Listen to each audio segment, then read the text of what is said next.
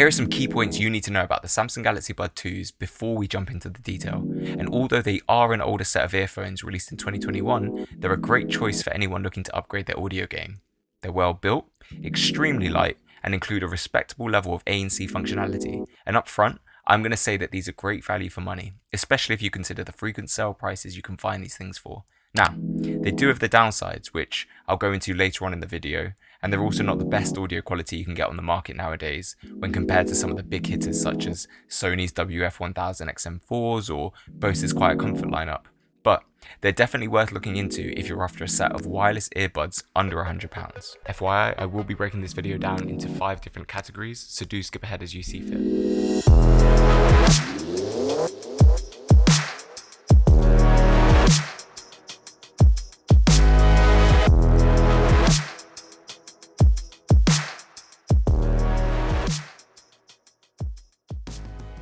The earbuds are housed in this simple case sporting the Samsung logo up top, a battery level light up front, and a charging port in the back. And despite the glossy finish, the case itself isn't too much of a fingerprint magnet, and I do really like the simple aesthetic Samsung went with here. Opening it up, we find the buds securely tucked inside, and you can see here this matted inner finish, which, unlike the outside, can get quite visibly oily. Moving on to the buds themselves, again, glossy finish, so probably not to everyone's taste, but on the plus side, they're small, lightweight, and relatively understated. The egg-shaped design is quite appealing to the eye even with that glossy shine, and the size and simplicity of the buds allow them to blend in quite well when worn, as opposed to some of the more aggressively designed earbuds we can find at this price point. However, these aren't the most comfortable earbuds I've ever worn, especially if you've got them in for a while. I found the old Galaxy Buds to be a lot more wearable for extended periods of time. Now, revisiting this case for a sec, and although a little plasticky, I found it to be surprisingly durable. This case has definitely survived a few falls over the last year, and the gloss actually helps to hide some of those scratches. The hinge also feels well built, complete with a satisfying click as you shut that lid. Now back to the earbuds. The build quality feels okay.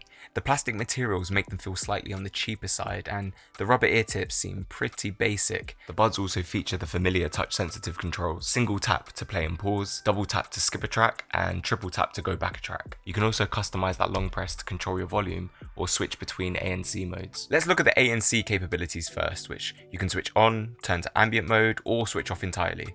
While on, it does a decent job at blocking out an acceptable level of outdoor noise, but does struggle a bit if you're trying to block out louder noises such as trains or cars. When you're actually listening to music, you're probably going to have this setting switched on most of the time, as it does allow for a more immersive audio experience. Personally, I found this setting to be really useful even with the music switched off, especially if you're working in an office or a cafe and you just want to block out a bit more of that background chatter. Ambient mode is useful for engaging in conversations without having to remove your earbuds. I do think the Galaxy Buds do a good job of picking up voices with this mode turned on, but it adds a kind of altered, modified tone, which may take some getting used to. This mode activates automatically if you pick up a phone call, which is another really useful feature. Finally, you can switch this setting off completely, which I never do unless I'm trying to save on battery. Audio.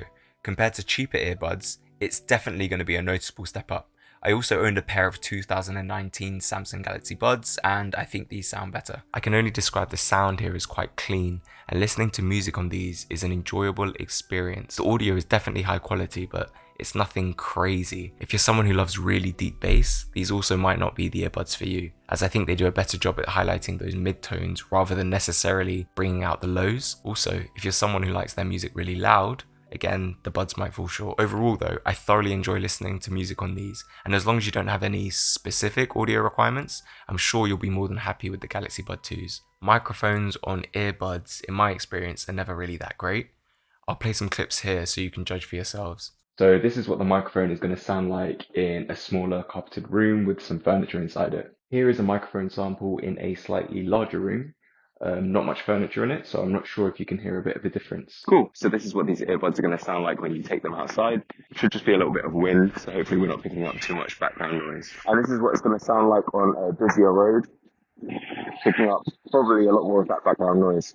Moving on to the battery. Samsung advertises these as lasting up to 5 hours with ANC switched on, and I think 7 hours with ANC switched off. In my experience, that's about accurate. Probably lasts a little bit less than that to be fair, but you can get away without charging these for a while. The case itself packs another 15 to 22 hours of battery life. The case charging capabilities are pretty good, and if your earbuds have completely run out of charge, you can put them in the case for 5 minutes and you'll be up and running with 60 minutes of playtime. Probably one of the best things about these earbuds is the price. Although retail prices are a little high in my opinion, around £139 or $149 if you're in the US, you can frequently find these on sale. At the time of recording, Amazon is selling these for 80 quid in the UK or as low as $76 in the US for the international version. I'll leave some links in the description so you can check out the latest prices in your region. In the interest of not making this video too long, I won't go into the details of the Samsung Wearables app, but it allows you to control things like the equalizer and the ambient sound settings. You're also able to run an earbud fit test and download any software updates from here.